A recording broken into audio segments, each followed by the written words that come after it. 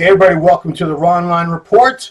Joined today by my partner in crime, all the way from the United Kingdom, Giles, Tiger, Thomas, special agent on the case. How are you, sir? I'm really good. I nearly said Tiger then. I called you Tiger. No, I'm Tiger, you're Ron. Yeah, I don't have a cool nickname. No one's ever given me one. We'll have to think of one, mate. So we're here to talk about the Chicago Pro. And I want to start with, I wasn't going to talk about this, but because I don't want people to know how dumb I can be sometimes, but you know what? I think it's helpful. It humanizes me more. Gives me, makes me more like a real person. I was wondering, why did Steve's assistant Jen have me coming in so damn early into Chicago Friday? I get in at like 5:45 in the morning. I'm like, I can't check into my hotel till 3. This is going to suck. I'm going to be hanging around all day. Then I finally go look at the website and look at the schedule for the show, and judging kicks off. There's 10 different divisions, plus they have an NPC show, and it's a pro qualifier for women to turn pro as bodybuilders. So there's 2 full days of judging and finals, and it all kicks off Friday morning at 9. So there you go. That's why I need to be there. So cool. Oh well. So, is it on Lindsay's show? No, this is Tim Gardner Productions. Oh, Tim. Oh, cool. Yeah. Okay. Runs good shows. Yeah, really good. You've been to a few of Tim's shows, right?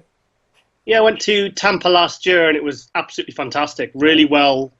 Well, even the Europa shows you went to in 2016, that was a fantastic show. They're all good. I mean, Tim's a really good promoter, though, very good, and he runs he has quite a few shows, doesn't he? Yeah, he does, and it's not easy because, like I said, this show has 10 pro divisions plus an amateur show attached to it. So that's a lot of organization. Now you and Rosie missed the pool party Sunday afternoon because you went to visit Peter McGuff after the show. But let me tell you, he throws a good pool party too. Fantastic. There was a lot of muscular people shaking their asses down by the pool and having a couple drinks. It was pretty cool. So I was on the sidelines with my popcorn just watching. Yeah. So Chicago Pro, let's talk about the open class first, because this is the second pro show for Sergio Oliva Jr. And if he's not the favorite for this thing, I don't know who is. But this is the show that he had meant to do as his pro debut, but changed his mind because he wanted to make a bigger impact and do a bigger show. It's a New York Pro it's a bigger show in the scheme of things. So winning that sort of put him on the map as a real contender. But he's from Chicago. That's where his dad, Sergio Oliva Sr., 3-time Mr. Olympia, was a Chicago police officer for about 25 years, I believe. So this is Sergio's hometown, and he hasn't been back there in a few years. So this is going to be quite a homecoming. Now, have you been following Sergio's videos and pictures and watched what kind of improvements would you say this guy's made since he won New York Pro over a year ago? I don't know, really. It's quite difficult to tell, but I mean, I know last week he was weighing 265. I think that was a week ago, because I saw the video at 2 weeks out, and he said he's weighing 265. And people say, oh, he's not 265, but I think people don't realize how tall he is. He's actually quite like when we met him. We met him twice at the Olympia last year. He's like kind of my height, 5'11", 6 foot. So he's actually a lot tall. I thought he was around 5'9", 5'10", but he's a big kid and he's got a big frame. So. I don't know. You won't be able to tell what improvements he's made until he steps on stage, because it's quite difficult to tell, But if he's 265, I mean, he's going to be bigger than last year. The thing is, he has to be bigger than last year. Yeah. Because, but the thing is, last year, I think he kind of got through on conditioning because John De La Rosa was off.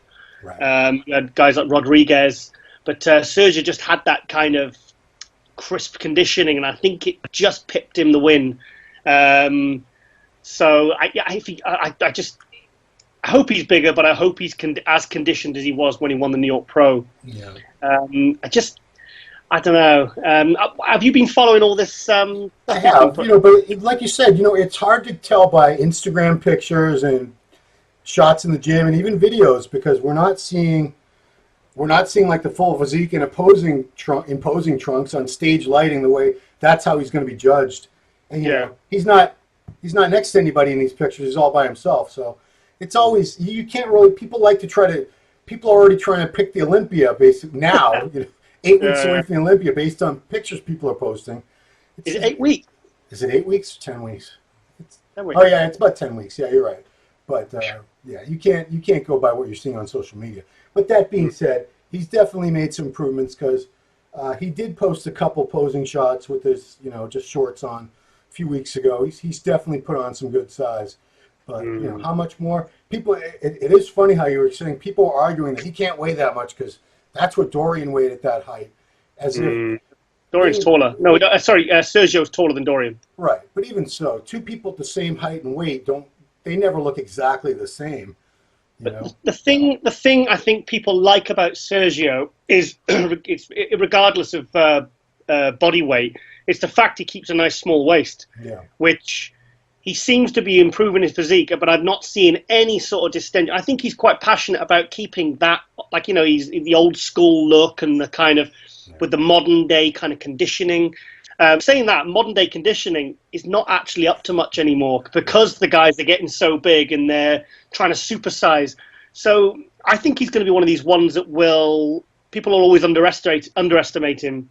But I think he's just going to keep bringing the conditioning and that small waist. And I think if he manages to do that as he keeps getting bigger, it's guys like him and Nathan the Asher are they going to be the ones that will just rise to the top, while all the other guys maybe are starting to, if they don't keep an eye on their waist, they'll just move down. Yeah. But I think a lot of eyes are on guys like Sergio, Nathan. I think those two are going to be the ones to kind of, I think they're like the next generation of the top 6, top 10 Olympia guys, I mean, obviously Nathan's been top 10 already, but I think it's going to be interesting. Yeah, just like I said. But what do you think about all this? Him calling out Rodriguez. What do you think about that?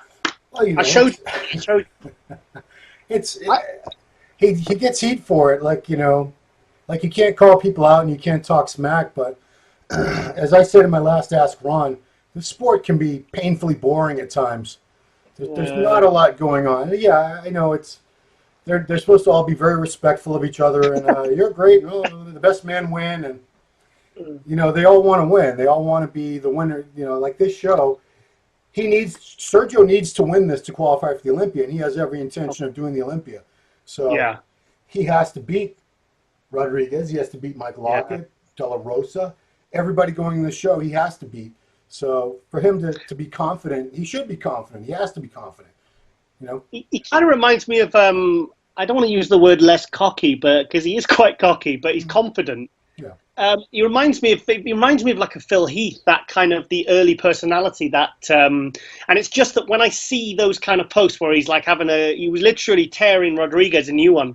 And I honestly, mate, I don't like it. I don't like that sort of thing. I don't like it. And thing is, then I start thinking, well, are they in on it? Are they, are they kind of like we've seen it before where competitors have had smack talk and full well, and then you find out afterwards that, like Kai and Phil, I think a lot of that was, I think there was a little bit of collusion there on some of the stuff that was coming out.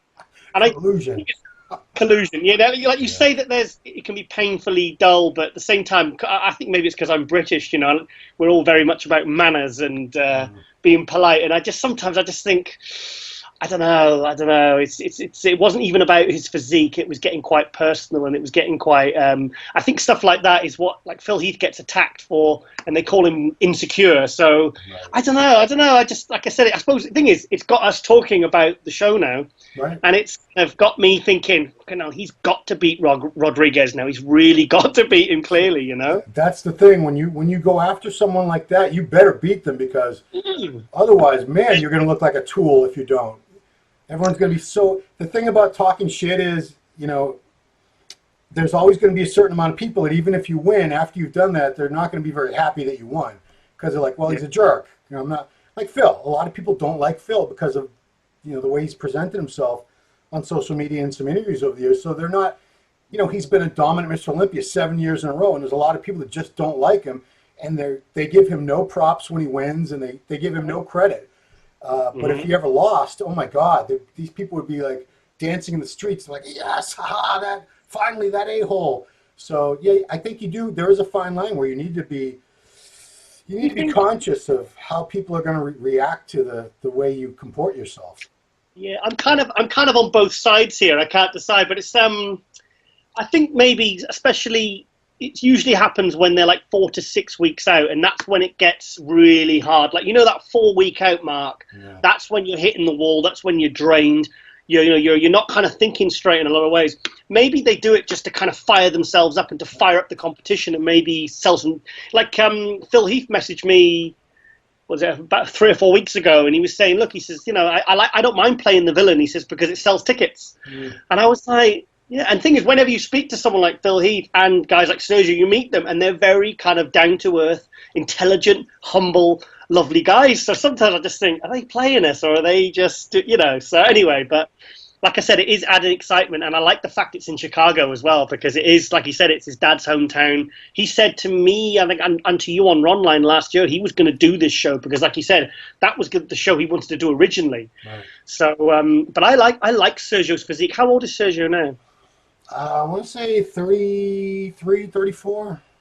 He's just at the right age. He's perfect, and he's not too young, and he's not kind of like late 30s and kind of he's going to miss the boat, or get old peak when he's 40. He can be peaking in the next 2 years at 35. Now, a lot of the pros at the Olympia, many of them, because the time they reach that level of development, they're over 40. Yeah. So, I don't know. So, I just want to see him at the Olympia. I want to see him win this, and I want to see him get to the Olympia, because we want to see some new faces come into the Olympia. So it's always exciting to see guys that have got the potential to go straight into the top 10. So, and you want to see Sergio next to these guys like Phil and Rami, Dexter, Bonnick. See where he really fits in with the top echelon guys, because so far he hasn't really stood next to any of those people yet. Mm-hmm. It's always different, a whole different ballgame when you're next to the very top men in the world. That's when are they ready for this? Do they belong there? Or maybe they still need some more time. So we'll do you think he's top 10 Olympian material this year? I want to see what he looks like this weekend. That's when I'll answer your question. Because like I said, I don't know. I'm basing everything off these videos and Instagram pictures. And when I see him on stage, I'll know for sure, is he ready for prime time, or does he still need a little bit more time to fill out and improve? Well, based upon how he looked at the New York Pro last year, do you think he'd be top 10 Olympia this year, as he looked there? No. Okay. Still so he has to have made improvements to be able to make top 10. Needed more size, needed more back, needed more chest, for sure, last year. Okay. So that's what I want to see. If I see a good amount more mass overall, I know his chest and back are up, but I want to see it on stage, under the lights, in the mandatory poses, next to these other guys. That's when we'll know. Do you know what I really, really like about, the two things I keep going on about that I always search for? Condition. Great posing?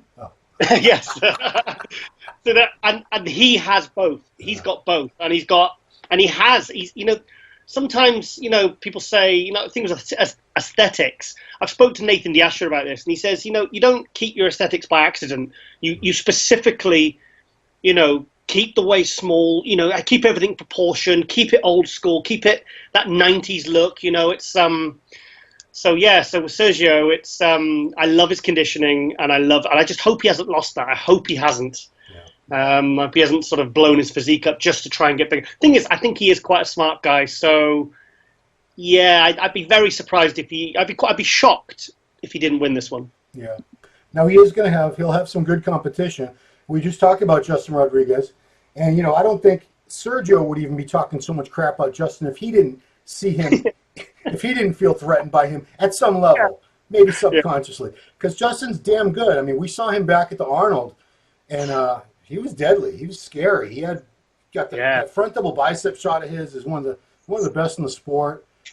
Just amazing shape, plenty of mass, and when he's on, he's very dangerous. The last show he did was at Muscle Mayhem. Yeah, he was off. When they're off, they're not. The thing is, if he turns up looking like he did at the Arnold, because he got 7th at the Arnold, we were there. Yeah. For me, he was one of the most exciting things in the show at the Rodriguez at the Arnold. I thought he was absolutely fantastic. In fact, I didn't realize how good he was. I'd only gone off some pictures I'd seen when he did the New York Pro the year before. And when he came out, I was like, whoa, he's a real contender, this guy. Yeah. So I hope he hasn't, I hope he does like a Max Charles and kind of pulls the conditioning back, because he was starting to slip back. Right. So you've got a guy like Rodriguez who has to come in like he did at the Arnold Classic, otherwise he's kind of what's the point in doing these shows if you're going to come in off, you know, because you really got to go to these shows with the intention of winning it, because that's the whole point of doing the show, because otherwise why would he have been dieting since the start of the year? He wants to get to the Olympia, so I think he's going to bring his A game. I really do. I mean, he needs to, because if you're going to beat Sergio Oliva Jr. in his hometown, I'm not saying that's going to influence anybody, but this is Sergio's show to win or lose. He's the heavy favorite. So Justin, he needs to come in looking at least as good as he did at the Arnold if he's going to have a real proper chance of beating Sergio. He's got to. Next guy, Jonathan De La Rosa.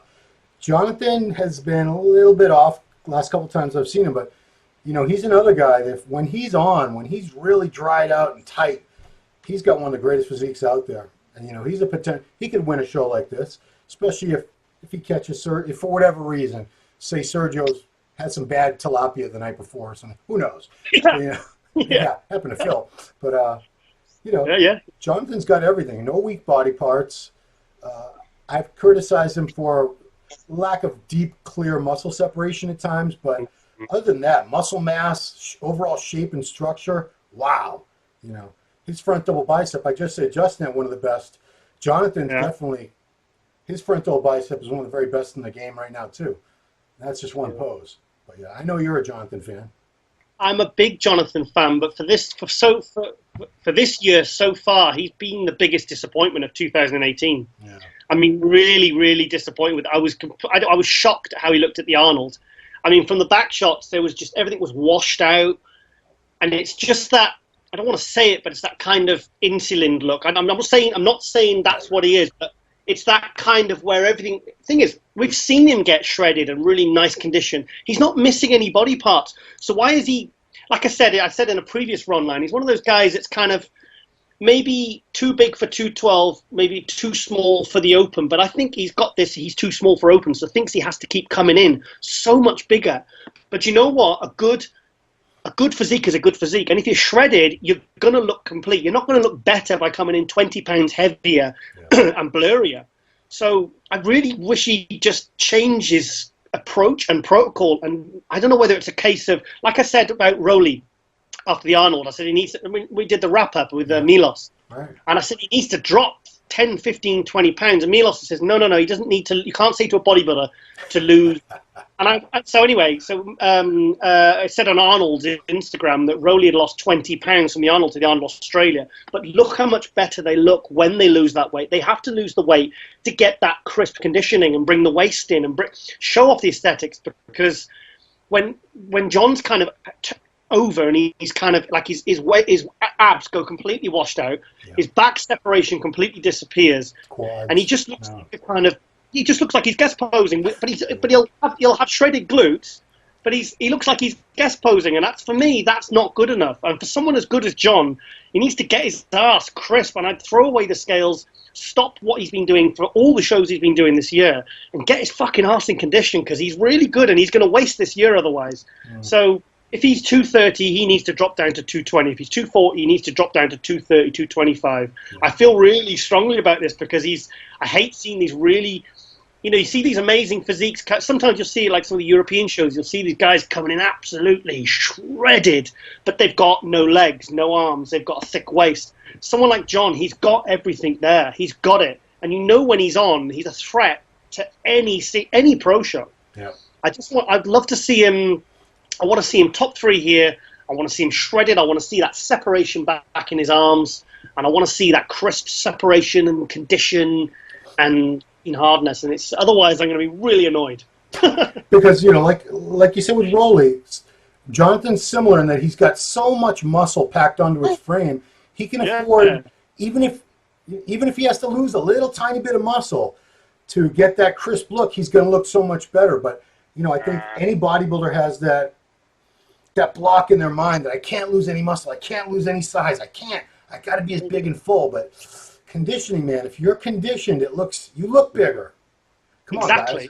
The thing is, he's got those, like you said, in his front double biceps, he's got those beautiful proportions. He's got a small waist. He's got, everything's there. He's not missing anything. Yeah. I mean, what does he compete at body weight? Maybe 225, 230? Jonathan, I want to say he's more like 240. Yeah. 240, yeah. He needs to drop. To be honest, he needs to prep without scales. He just needs to prep with them, and all this trying to come in full. Maybe just try for one show, really sucking it in and really kind of coming in crisp. And I think he'll move back up. He will. It's, for him to go to the Arnold and everyone just kind of like, it was like, what? It's like, I just go in, don't carb up. I don't know, just go in as you are. I bet he's one of these guys that looks amazing 2 weeks out and then starts changing his carbs and water and then to try and come in full, and then it just kind of everything blurs out. It's not a good look for him, but he can get the condition, and he's proven that. I've seen pictures of him before looking absolutely sensational. Yeah. So he needs to maybe lose the insecurity of maybe being a small, lighter open and just think, right, I've just got to come in for this show absolutely grainy, separated. And I bet you'll see him move back up again. Well, he might look like that Saturday. We'll see. I hope so. I like John a lot as a person and a bodybuilder, so we'll see. We also have Michael Lockett going in. That's a guy that's always dangerous too. He could, condition-wise, he's incredibly consistent. Very, very rarely is he even a smidgen off. So why? Because he can't. Because that's how he looks all fucking year round. I know. It's crazy. Yeah, hate him. He was born without fat cells. Yeah. Well, I was talking to Michael today on Instagram. I was messaging him, and I said, "How you feeling, mate?" And he said, "Yeah." He says, "I'm feeling good." He says, "I'm going to give it my best shot." He says, "I want to bring a better package than the last show." He says, "But in hindsight, he wishes he took this year off because he had surgery for his gyno." Oh, okay. And he did say, he said, like, in hindsight, I wish I'd taken this year off. He says, because this was a more serious operation than he anticipated. Right. Because I've like gyno surgery is quite I've known one guy who couldn't train for 6 weeks, and it's I think he was straight back in the gym after he'd had it done. I remember him doing training videos. Yeah. Wow. So, but like I said with Michael, I was a bit disappointed how he placed at the Muscle Mayhem, the Kansas show. Yeah. Because I was expecting him to go in as I was expecting him to be top 3, right. But he's just a mutant, isn't he? He's a fucking mutant. He's myostatin deficient, as I like to say. Yeah, I mean those shoulders. I mean they're just, what are they? I mean they're like balloons, but they're real muscle. There's nothing in them. It's like you can see all the separation, and he's just an absolute freak of nature. That guy. But I've said this before, but they say these guys all look alike. If you couldn't see the head, you wouldn't know who the hell you were looking at. But Michael has a very, very unique body with the way his muscles are so full and round and hang off the bone. You would always know that's Michael Lockett we're looking at, even if you couldn't see the face. When we were at the Olympia at the Arnold Europe, he's one of the things I will always remember. Like his traps and his shoulders, and there's like a look to his muscle that's just, it is a different look. I don't know what it is. He's quite an anomaly, really, isn't he? He's quite unique. He's from a different planet. So yeah, amazing. He's amazing. So Brad Rowe is also going in. Brad's very consistent with the conditioning. Not exactly a top tier guy yet, but he's a very hard worker. He's very consistent. He should be in the mix. He'll get a good call out, I think. Yeah. And a couple guys, some Europeans. I had forgotten all about this guy. You just reminded me about him before we started recording. Where you say Stefan Havlik? Where you believe he's from? He's from Slovakia. And you reminded me that he won the Arnold Amateur back in 2012. Yeah, and we were there. I was there. I forgot all about him. But you and me were there covering it. That's right. So I looked up his pro record. He's actually done very well. He has not competed since 2015, but he did really 5 shows in 2015, and he was top 5 in all of those shows. So he's no slouch. Very, very balanced, proportionate. Not an enormous guy, but everything's flowing, and the condition from the picture I saw very consistent. So, some of these guys, they really pull ahead because they're conditioned, and these other guys show up blurry, and that's what happens. The thing is, when you've got a guy like that who turned pro in 2012, has made top 5 or top 3 in every pro show he's done. Yeah. When they've had 3 years off and they've kind of, like I said, I saw his name on the list. I was like, I remember that guy. So we looked him up. It's like, it's interesting to see what he's going to bring. Sometimes you see these guys, they take 2 years off, they come back and they put 30 pounds on, they look horrible. Yeah. And you don't even remember saying, oh my God, they look so great when they turn pro, and then they kind of all went to shit. But like someone like Stefan, if he's, because he was never, I'm sure he was a heavyweight, so he was under 100 kilo. Sure, he was a heavyweight. He wasn't a big guy, but like I said, very, very nicely put together, very well conditioned, sharp separation, very well detailed, just a nice, really nice looking physique. He's one of those guys. He could be a wild card for this show. He could come in and because he's very complete, and sometimes those guys could take out the De La Rosas and the Locketts if they're off, or off their game. So I've seen it at most of the shows I've been to recently. There's been at least one guy that I wasn't thinking about at all going into the show. And like you said, they came in just looking great and blew past a lot of the people that I had been talking about in one of these previews a few days before. And I neglected to mention them. And I bet that happens. I bet there's someone we're not talking about, someone that's not on my radar, and they're just going to shock us. But that's kind of the only thing that really keeps me going these days is surprises. It's like, oh, wow. Yeah. When someone, it's like Kamal at the Arnold, and things like that. Or, Antoine at the Toronto Pro, or Hakeem. Things you weren't expecting. Cool things like that. Last guy in the Open I want to talk about, because I've never really heard of this guy. People are putting up pictures of this 280-pound Russian named Sergey Kulikov, which I had no idea who he was. There's so many Sergeys coming out of Russia. I mean, it's a pretty common name.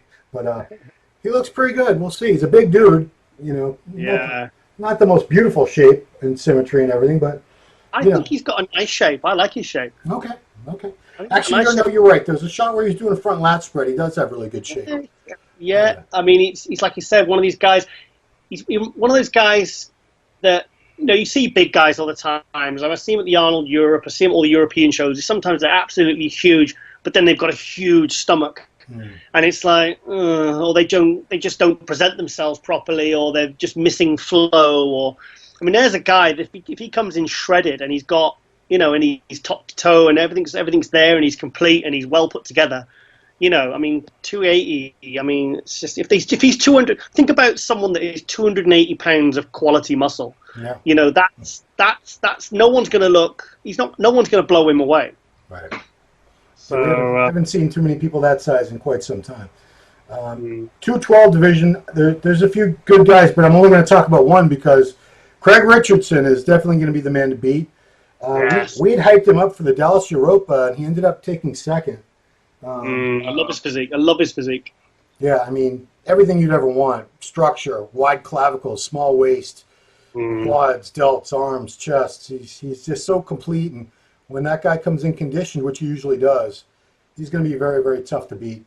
So Craig was always one of my favorite Open pros back in about 10, 12 years ago. Just always loved his physique, and I'm so glad that he decided to drop down to the 212 because it's a really nice class for him. And he's got, like I said, he's mid-40s now, and he's got good muscle maturity. He's kind of like a 90s bodybuilder, really. The sort of reminds me of that kind of like with the Sean Ray type flow, and just the good posing and the good condition, and he's got massive legs, but it's all quality. It's yeah, I love his physique. I think he's got a lovely physique. And we also have classic physique and lineup of a lot of good guys. I didn't recognize a lot of the names, but one is this guy from the Netherlands, a young guy named Wesley Visser. And on the MD board, people have been posting pictures of this guy and starting threads about him for quite a while now. And I finally got a good look at him, and yeah, he's really good. He's top, beautiful shape. I'm telling you, he's top 5 Olympia material, mate. He is fantastic. I think he'd have been top 3 at the Arnold this year. Wow. Because I saw him when Rosie did the Royal London Pro back in March, the Two Bros Pro, the Bob Chick show. I saw him backstage, and he kind of there was a lot of competitors backstage, but a lot of eyes were on this guy because he's got this. He has kind of got this old school look. He's tall, he's wide, he's very well conditioned, and he poses just like Arnold. And but he's like an updated version of Arnold in the physique. I mean, he could easily go in and win this. I'm actually really pleased to see his name on the list and going into a pro show really, really fast, because he's someone that I was hoping wasn't going to take a year or two off. And the thing is, he's with the classic class growing so fast. He's a good representative. He's like Breon. He's like Chris Bumstead. He puts out really, really good video content. He puts out really, he really connects with the fans. You can see this guy is treating this like a profession. Yeah. And I think people will want to see someone like that do well. Yeah. So it'll take somebody really good to beat him. And I think he could go in top 5, I could see him in the top 5 Olympia. Absolutely. Yeah. I could see him 3rd to 5th at the Olympia. I mean, I think he's that good. I think he's absolutely terrific. In fact, I'm going to contact him after this. I want to get him on my show. Okay. Muscle News Weekly with Giles and Rosie, everybody. Every Monday morning. Okay. Well, that's everyone I'm going to talk about. But I want to remind everyone, the coverage brought to you by High Tech is going to start Friday morning. We're going to have judging at 9 a.m. That is Central Time, so that's 10 a.m. East Coast time in the U.S. So it's going to start off with judging for women's physique, figure, classic physique, men's physique, and 212. And the finals for all those divisions are going to happen at 4 p.m. Central, 5 p.m. Saturday at 11 in the morning, we're going to have judging for fitness, women's bodybuilding, bikini, and open men. And 4 p.m. finals for all those. And we'll see how it goes down. Yeah. You're covering the whole show. I'll be your man on the scene. We got Jason Breeze doing photos. We got Hector Mendoza there doing videos. So we got some really good coverage. You guys can all follow along, please. That's all. I wish I was going, mate. Yeah, right on. Well, you're busy over there with the Rascal Range and the Muscle News Weekly and the. When are you going to come out with another Tiger and Rascal show? To be honest, mate, it's obviously we do because every week, I have to take out probably 20 minutes of footage from every episode. I mean, literally, if I didn't edit it down, it'd be like an hour and 40 minutes every single week. Wow. So I'm struggling to keep it down in time. So I try to keep it around an hour and 15. So really, at the moment, I'm trying to put all my efforts into that. So I don't know. We'll probably have to take a break on the Tiger and Rascal show because this Muscle News Weekly right now, and it's promoting obviously Rosie's products. Right. That is the main concern because, like I said, it's a lot of work. I mean, on a Sunday we start filming maybe 2 o'clock, and I'm editing and checking probably till 2-3 a.m. on a Sunday night. So in an hour and 15 minutes, that's a substantial, and that's just not like what we're doing now. You have editing, you have sound effects, and you're throwing in clips from the bodybuilders that they send you and stuff. It's a great show. Everyone likes it. I work on it all through the week. I mean, I've been contacting guys today, and Rosie sorts out the female athletes, and I think we're gonna do like a Skype thing with Juliana Malacan as well. Oh wow! Right on. So we're gonna start pushing up the quality of the content. Like I get the people to send the clips in, but I want to start doing recorded Skype things so we can break it up and use those in episodes because I'm trying to constantly improve the show and keep up the quality of it. So yeah, I love it, absolutely love it. Yeah, awesome, man. Well, I appreciate you taking the time to do this today, the Chicago Pro preview with me. Thank you, sir. Anytime. So I want to remind everyone again, Friday morning at 9 Central, 10 a.m. Eastern, you can start watching the play-by-play photos and all that stuff that we're going to throw at you. So for the Ron Line Report, this has been me with Giles Tiger Thomas. Thank you for watching.